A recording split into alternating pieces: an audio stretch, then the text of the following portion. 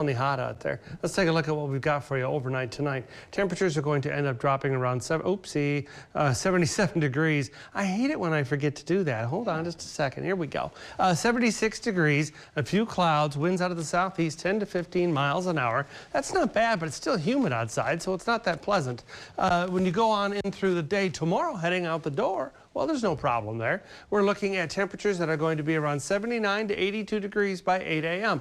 And of course, the humidity will be noticeable. And running through the day, yeah, you better have your bottled water handy and be prepared to take some breaks if you're going to be working outside.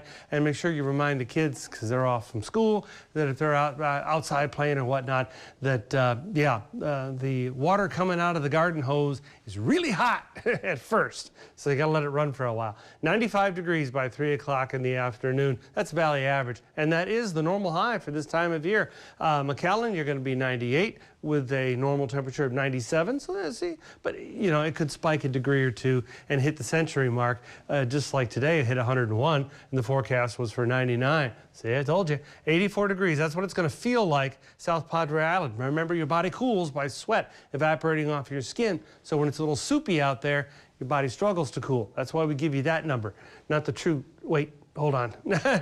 Now we get you to the humidity part of it. Sorry, I jumped ahead of myself. It's going to feel like 108. Earlier, it felt like 113 at McAllen. So, yeah, when you put the temperature and humidity together, as I said, you really struggle to cool down. So have that bottled water handy for sure. 104 Brownsville, 106 Lyford. And of course, when you take all that into consideration, you could suffer from heat stress real easy outside. You get the ringing of the ears, a little dizziness or whatnot. And when you're my age or older, by the time you're thirsty, you're already in dehydration or heading that way. So be sure to note that.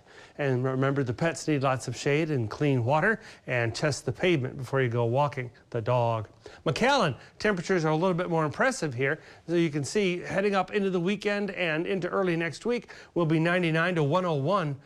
Hopefully we'll get a trough of low pressure set up offshore, and that will help to kick up some clouds and a few showers by Wednesday of next week. That's a long ways off, though. We've got the double whammy. You've got your smoke from Mexico and you've got your dust from Africa. Who's going to win?